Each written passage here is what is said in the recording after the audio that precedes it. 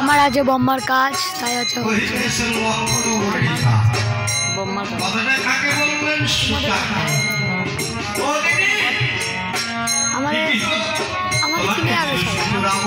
আমাদের আজ বম্মার কাজ। তো আমরা কীর্তন হচ্ছে আজকে বাড়িতে, দেখো তোমরা লাইভে থেকে দেখো।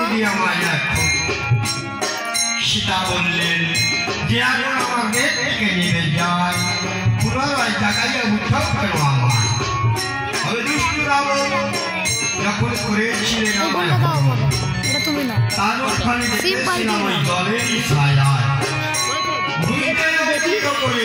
মোটওয়ালা দাও দেখাতে পারি তো সীতায় আমার কি করিলেন হাতে করি নিয়ে সীতায় আমার হাতের দশা বাড়ি ভেঙে যাচ্ছে।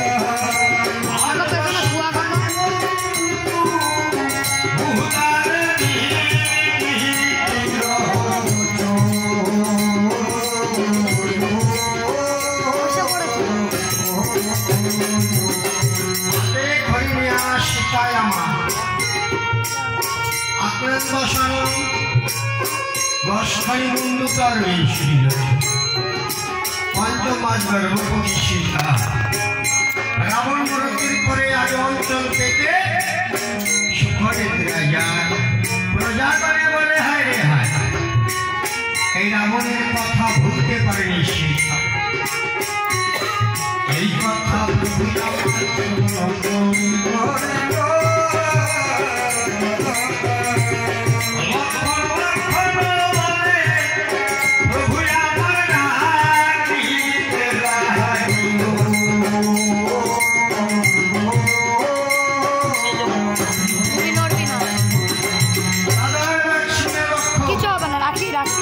সম্মুখে দাঁড়ায়।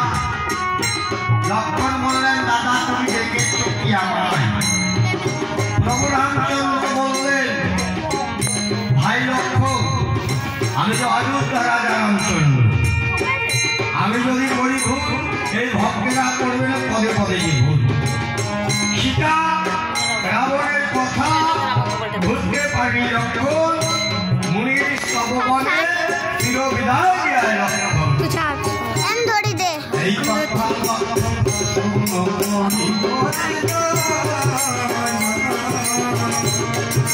সবাই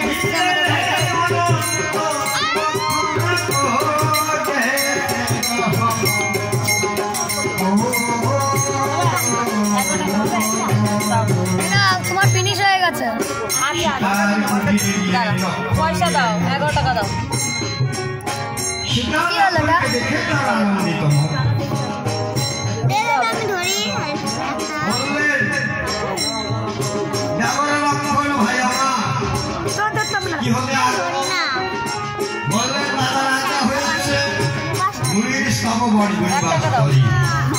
দেখবেন ঘরের মায়েরা যদি একবার বারবার কথা শুনে কোনো ভাবনা চিন্তা কিছুই নাই ধীরে ধীরে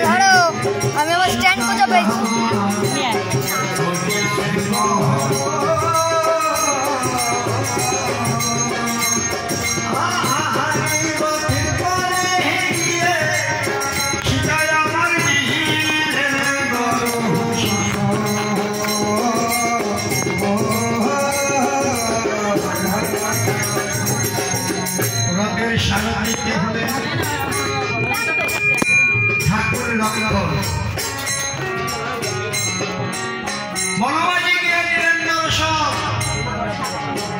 সীতা বললেন যাব লক্ষণ ভাই তোমরা কিন্তু দেখে যাবে ওই যে স্ট্যান্ড দেওয়ার জন্য আমি আমি চলতে ওরকম বড় করলাম। ক্লান্ত হয়েছি ভাই, আমাকে একটু সজ্জা করে দে, আমি কিছু বিশ্রাম করি। লক্ষণ কি করলেন, একটু সজ্জা করে দিলেন। মা আমার বিশ্রামের স্তরে আজ ঘুমিয়া পড়িলেন। ওই মাকে চির বিদায় দিয়ে লক্ষণ আমার চললেন কোথায়, অযোধ্যায়। কিভাবে বলেন দিয়ে কারণে বিদয় রাম দুঃখ